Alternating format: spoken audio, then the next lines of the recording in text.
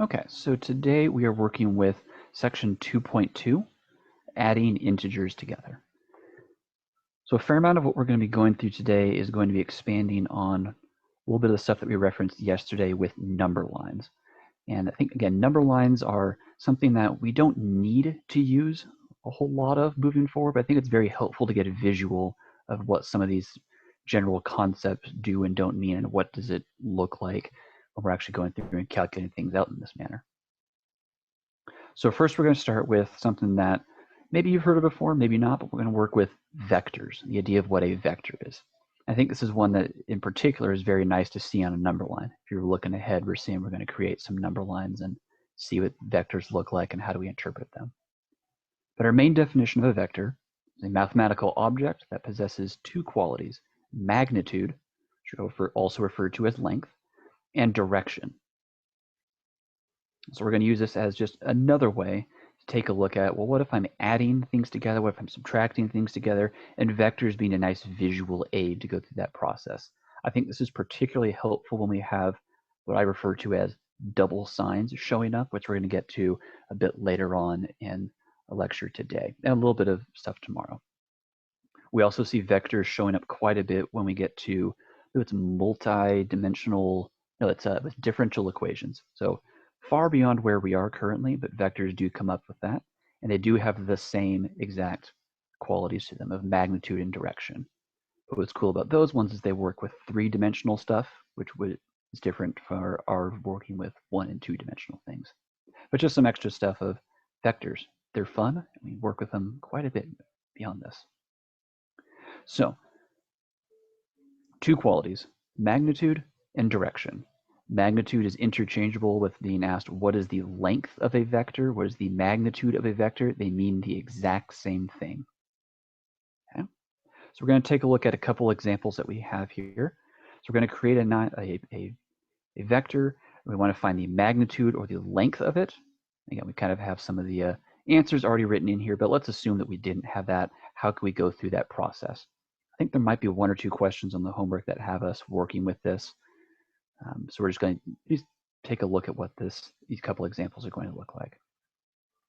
So jumping over to our whiteboard to make that. Okay, so we're making a number line for ourselves. So just like we did yesterday with doing that, our process. Get some things around here so we can actually write on this thing a bit better. Okay. So we have a number line. We're going to define where 0 is. We have our positive direction. We have our negative direction. And now the problem is asking us, what is the magnitude or length of a vector if we have one that has a length of 6? Okay. So we have 1, 2, 3, 4, 5, 6. 1, 2, 3, 4, 5, 6. So if we're scaling this thing, we're going by ones. So I have a positive 6 on the right, negative 6 on the left. Again, we've defined our positive, negative directions. So if I'm drawing this thing, draw this thing out in blue here, we start from the origin, and there's a couple ways you can organize this for yourself, so I'll go through both of them.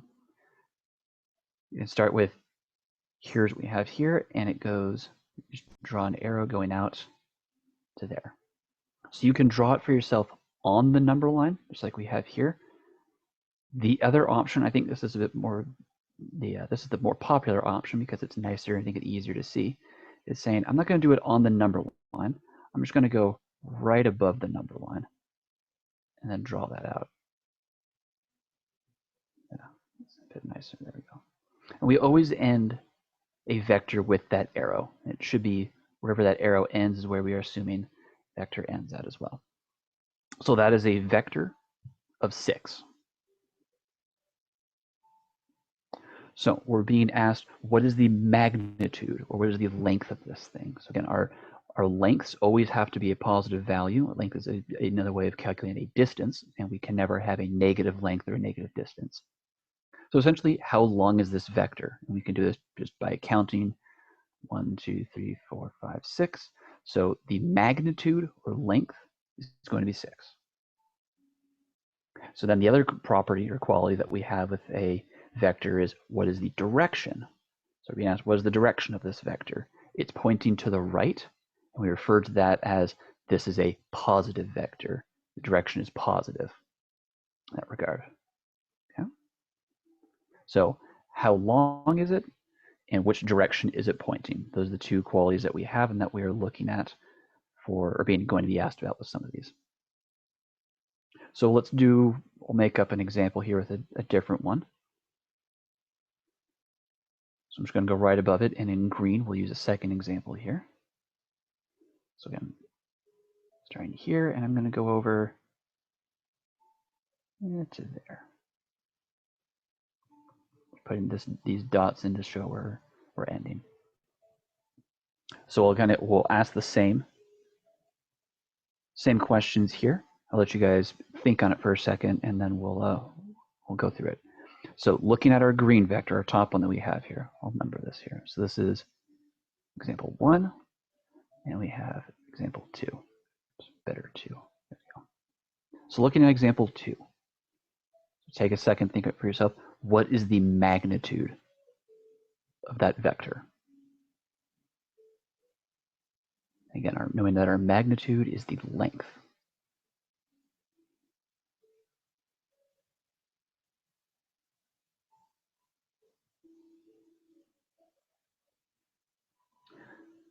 Okay.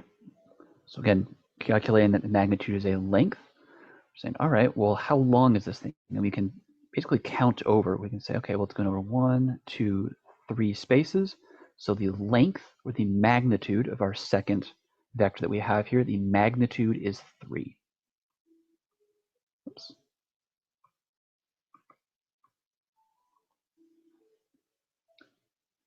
And secondly, what is the direction of this vector? Is it positive? Is it negative? Which one is it going to be? And that's one where we can just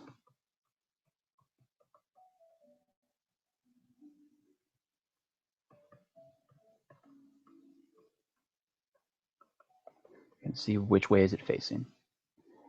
The arrow is telling us which way it's going. It's going towards the negative direction. So our second vector that we have here is in the negative direction. We call it a negative vector then because it's pointing that way. Okay. So again, our first example was one that we had from the lecture notes. The second one is just worth seeing another example of. Let's jump back to our lecture notes here because a few of the things we want to go through with that. There we go. Okay. So another way, because I want to make a note of this as well. So if we're trying to easily identify the magnitude of a vector, we could take its absolute value, because the absolute value tells us a distance, right? A length. Well, length and distance are really similar, so if I know the number value that's associated with the vector, positive or negative, I take the absolute value of that, and I'm always going to get a positive length coming out of it. So we have our answer in that regard. So another method that you can use, another thing that you can use to determine the magnitude of a vector is necessary. So how do we use these things? How do we use number lines and vectors to actually demonstrate and show adding or subtracting in this regard? So this is using adding specifically for this section. It's very, very similar to working with subtraction, just directions is all. So we have our process we have listed here. Again, this is the one I recommend using. It's the most universally standard way and method of going about doing this. So first and foremost, create a number line with labels. So just like we did with the earlier example and everything like this. Clearly define the origin for yourself and which direction is positive or negative. If you do not do this first step for yourself, I'm not much of a betting man, but I would put money down of you're going to have errors showing up. Because a lot of people will define one direction is positive, and then the other direction is positive, and then if you have to go in a negative direction, we don't know which way to go and errors show up. So do this prep work for yourself. It's a big deal. So next, we're going to make a vector representing the first number given with a corresponding magnitude and direction. And when we do that, we always start at the origin. So starting from 0, I'm going positive or negative some amount, and we're just going to draw in a vector with that. And then from there, we're going to make a new vector starting from the previous vector ended, or from where the previous vector ended, with the corresponding magnitude and direction. So essentially, I'm going to make my first vector. Then from where that ended, I'm going to start the next vector. And then we would repeat that as many times as we need to over and over and over again. Again, having to go through and actually do this on all addition problems is not required. This is simply a great visual of getting the idea of I'm adding negatives or I'm subtracting from something. How do I keep track of if I'm going to have a positive or a negative answer? It's a great visual of the adding process, but not one that you are required to do with all addition moving forward. Okay? So I'm going to show a quick example of this. So I'm going to jump back over whiteboard over here. Let's clear all of this stuff out. So let's say we're going to, ooh, come on. So I wanted to show, let's say,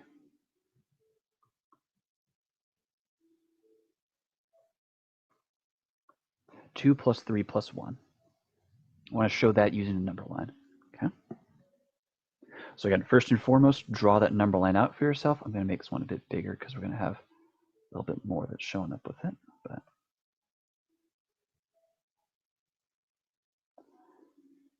yeah, 0.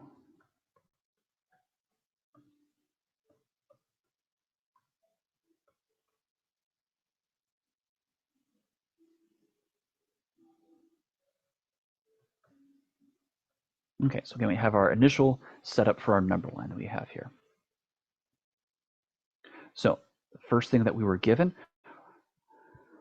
2 plus 3 plus 1. So I'm starting from my origin, creating the vector 2. So I'm going the positive direction by 2, which ends there. It's the end of this thing a bit better. There we go. There we go. So I'm having 2, and then I am adding 3 to that. So from where this vector ended, I'm starting my next vector. My next vector is 3. So it's going in the positive direction by 3. So I'm going to go over 1, 2, 3. Which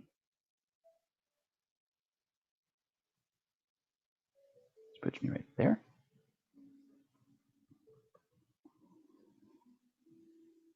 And then my last vector, I'm adding 1 to that. So I'm starting from there. I'm going over by 1. Okay.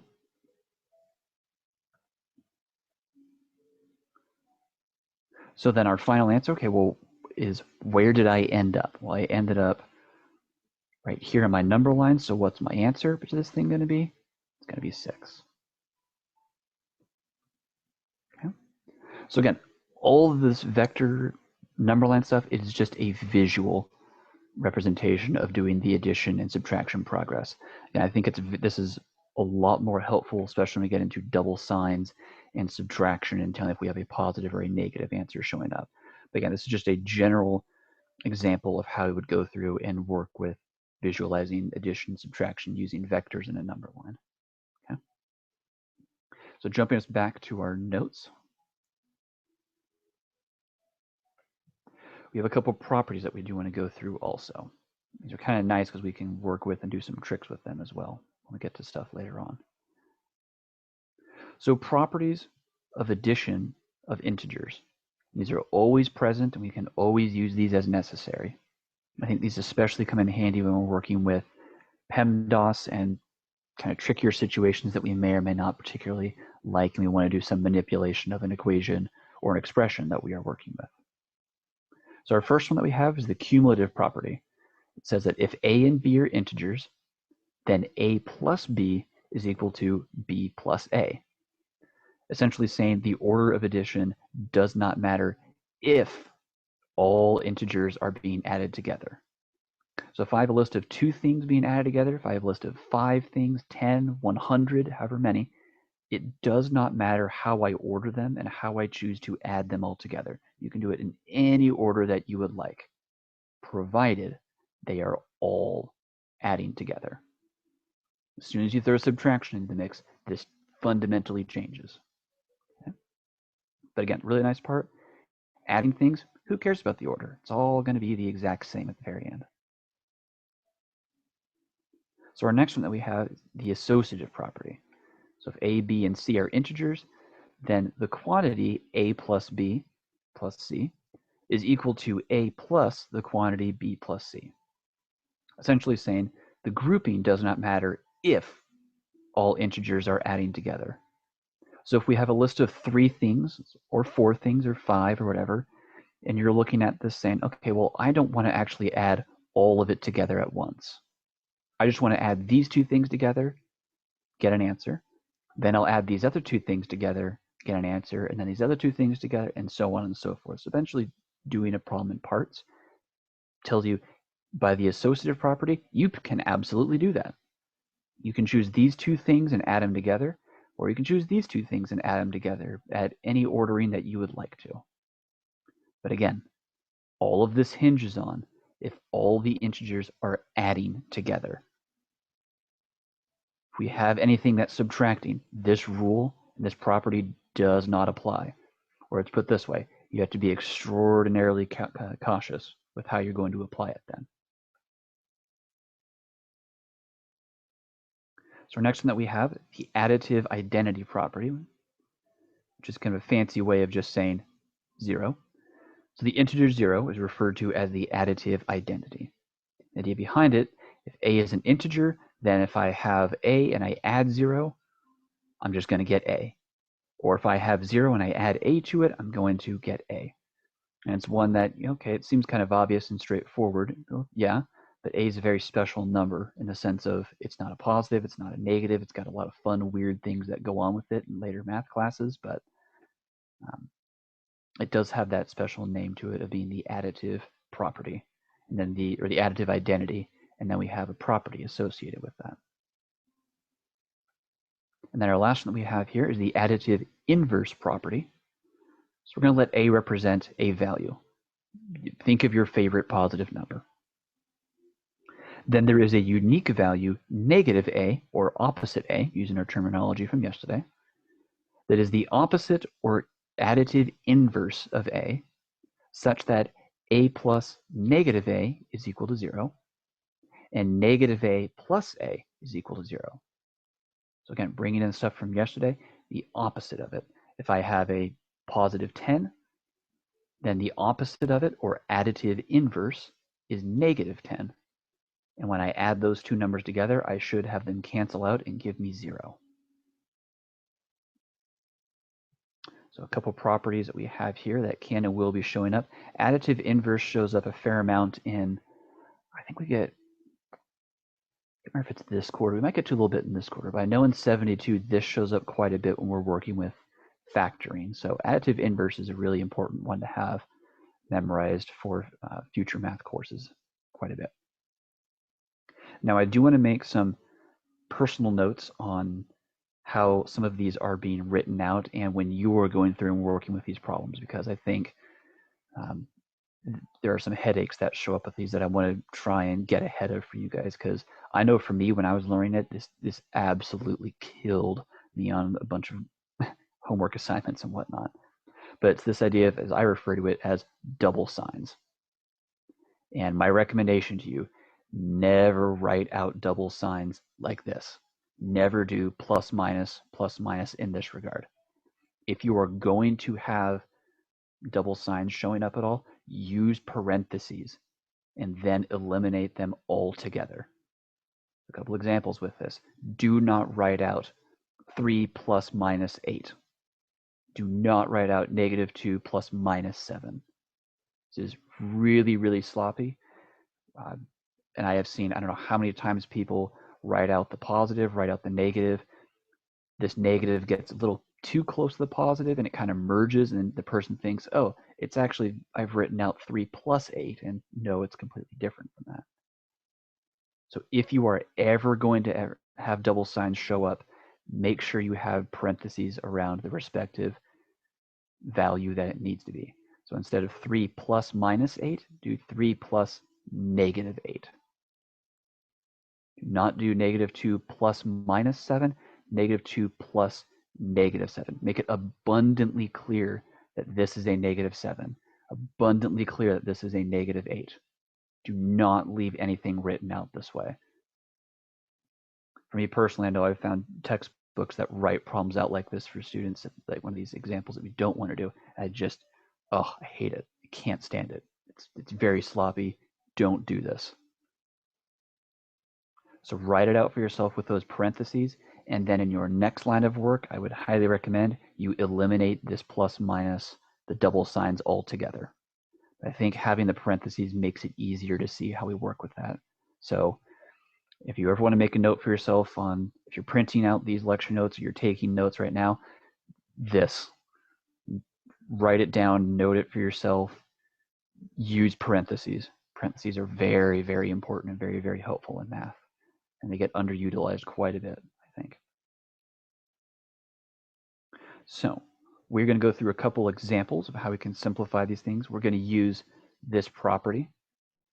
We might show an example of using a number line with this as well, just for the sake of seeing another one. So I'm going to reference both of these examples, but we're going to jump back over to our whiteboard and work with it over there.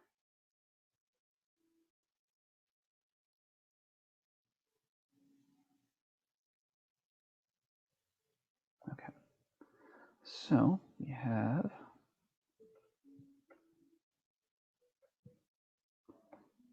okay. So our examples that we're going to work with.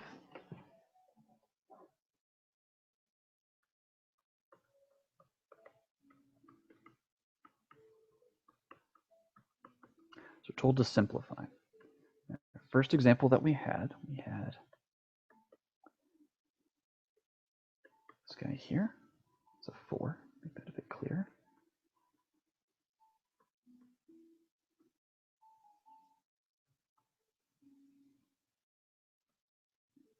Okay.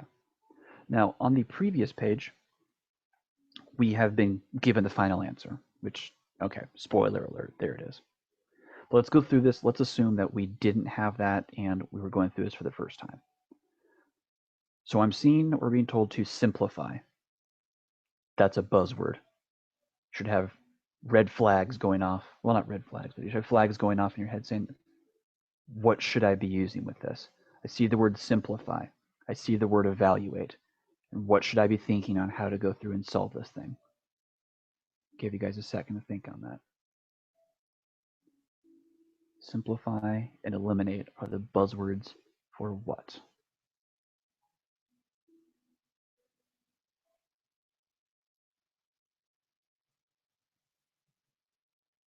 It's the buzzword for PEMDAS, or order of operations. So that's going to be what's going to tell us how we're going to go through and work with this problem. So I'm going to write that out for myself here. Again, it's a habit for me, because it helps me go through this, or keep track of where I'm at and what I'm doing.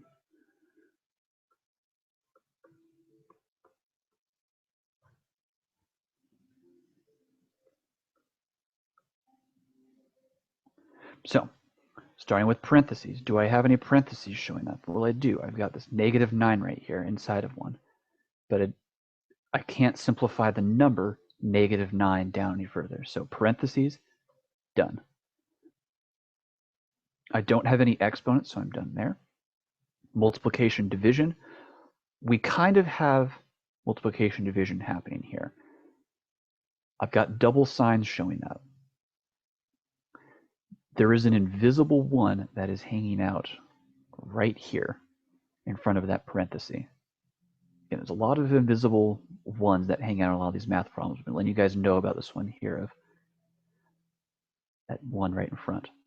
So I have a +1, essentially, times -9. So what is a positive times a negative going to give us? That's going to give us a negative answer. So I'm going to eliminate the double sign in this step.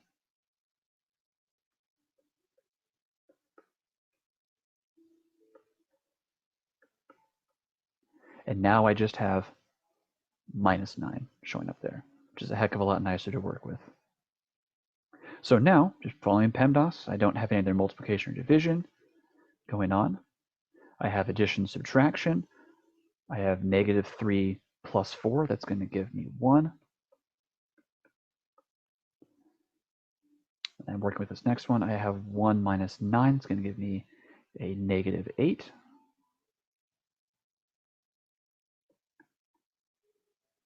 And then -8 plus 3, it's going to give me a -5. And we have our answer there.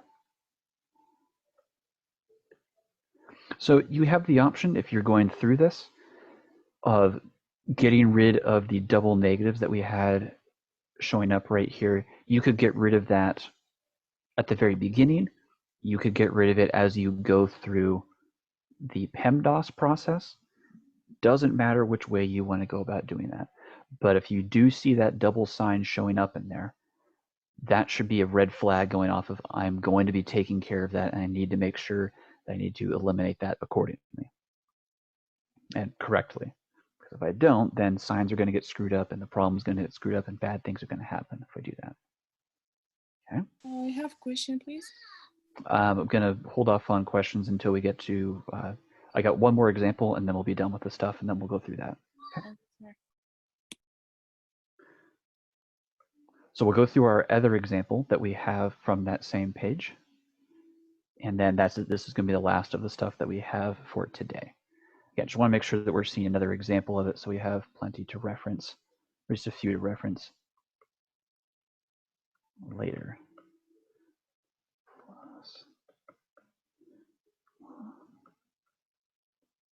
Okay. So again, we're told to simplify, so we're doing the exact same process. So I'm going to work with this one. Let's say we're going to do a slight deviation from following PEMDAS at the beginning. Let's say instead of following that directly, we're going to just take care of the double signs first. So I'm seeing in this problem, I have plus -2 and plus -1. I want to get rid of that first. So I have a positive and a negative with that first one. So this 4 plus -2, that's just going to become -2. And then plus -1 or plus -1, that's just going to become a -1 here. We have the 3 left over. So all I did was get rid of the double signs in each of these spots here. And now we're following PEMDAS. I do not have any parentheses. I don't have any exponents, no multiplication division. I have addition subtraction. So I've got 4 minus 2, maybe 2. Oops, I'm looking at it. Give me a quick second here. I wrote the problem down wrong. We should actually have 13 at the very end. So a slight change. That's my bad.